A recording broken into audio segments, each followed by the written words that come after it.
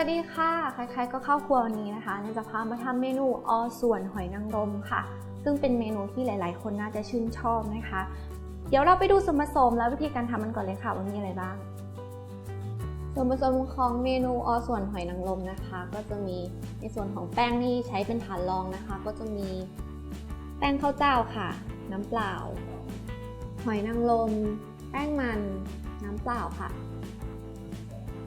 น้ำมันหอยน้ำปลาพริกไทยเกลือค่ะ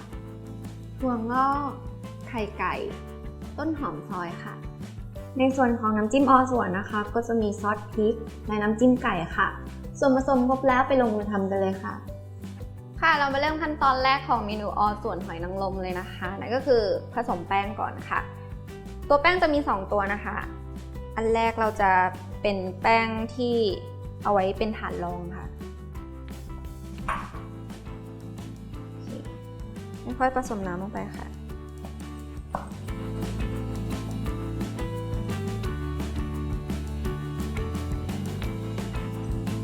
จะไม่ผสมให้ข้นหรือว่าเหลวจนเกินไปนะคะ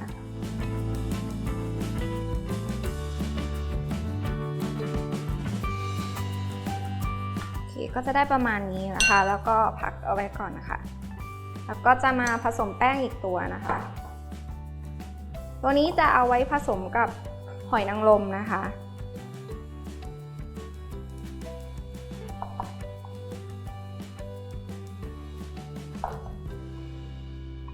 อันนี้จะเป็นแป้งมันนะคะ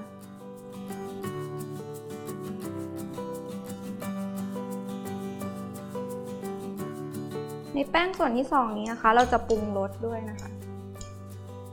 น้ำมันหอยค่ะเกลือค่ะก็พริกไทยนะคะตัวนี้นะคะจะช่วยให้หอยนางรมมีรสชาติมากขึ้นนะคะโอเคค่ะพอเราผสมแป้ง2ตัวเสร็จแล้วนะคะเราจะพักแป้งเอาไว้20นาทีนะคะเพื่อให้แป้งมันข้นขึ้นนะคะเวลาชุบหอยมันจะได้ติดมากขึ้นค่ะแล้วเดี๋ยวเรามาดูกันค่ะว่าต่อไปจะเป็นขั้นตอนอะไรค่ะต่อมานะคะเรามาทำในส่วนของน้ำจิ้มอส่วนหอยนางรมกันนะคะเริ่มจากใส่น้ำจิ้มไก่ค่ะ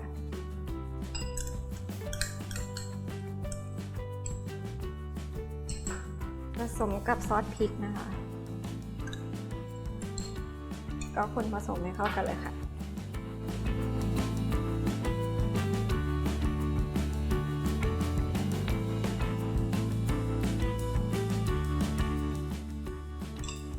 คนผสมให้เข้ากัน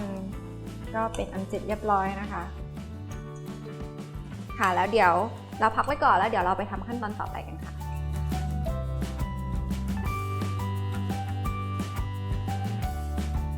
พอเราทำน้ำจิ้มอส่วนเสร็จแล้วนะคะเราจะมาผัดถั่วงอกกันค่ะเริ่มจากใส่น้ำมันลงไปนะคะ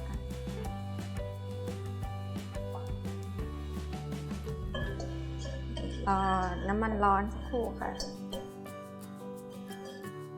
ก็ใส่ถั่วงอกลงไปเลยค่ะ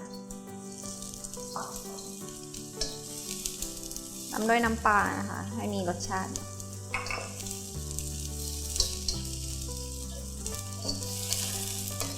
เราจะไม่ผัดให้เละมากนะคะเอาแค่น้ำปลาเนี่ยเคลือบตัวถั่วงอกค่ะ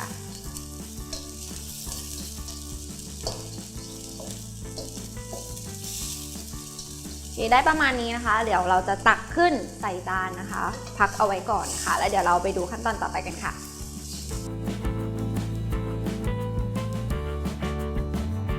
เรามาถึงขั้นตอนการทอดอส่วนแล้วนะคะเริ่มจากเอาหอยนางรมนะคะใส่ลงไปในส่วนผสมแป้งที่เราผสมเครื่องปรุงเอาไว้นะคะแล้วคนผสมให้เข้ากันนะคะแล้วก็พักไว้ก่อนนะคะตอนนี้ตั้งกระทะให้ร้อนค่ะใส่น้ำมันลงไป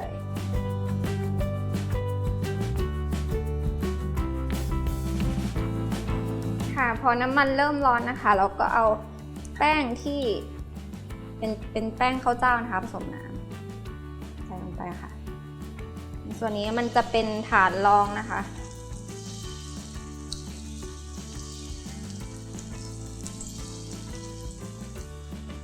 เสร็จแล้วก็เอาในส่วนของหอยนางรมที่ผสมแป้งนะคะใส่ลงไปตรงกลาง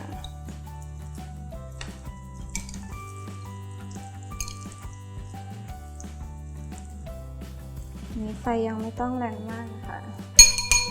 ก็ราดไข่ใส่ลงไปค่ะเกลี่ยให้ทั่วค่ะนี่รอให้แป้งด้านล่างสุกนะคะ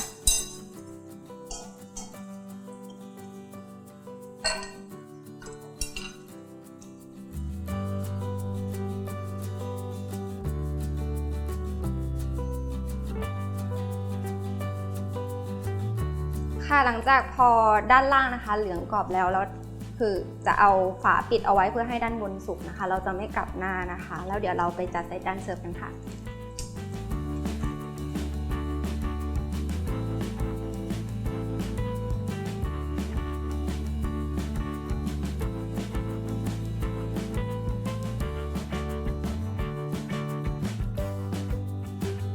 ค่ะเสร็จเรียบร้อยนะคะสำหรับเมนูส่วนหอยนางรมนะคะเดี๋ยวเรามาตกแต่งเพิ่มอีกนิดนึงค่ะโรยต้นหอมซอยนี่นะคะด้วยพริกไทยอะค่ะแล้วก็จะเสิร์ฟคู่กับน้ำจิ้มที่เราทำไว้เมื่อสักครู่นี้นะคะค่ะเสร็จเรียบร้อยแล้วนะคะสำหรับเมนูส่วนหอยนางรมนะคะสำหรับใครนะคะที่อยากลองทำตามนะคะก็สามารถติดตามชมสูตรและวิธีการทำทาง foodtravel.tv ค่ะสำหรับวันนี้นันไปก่อนสวัสดีค่ะ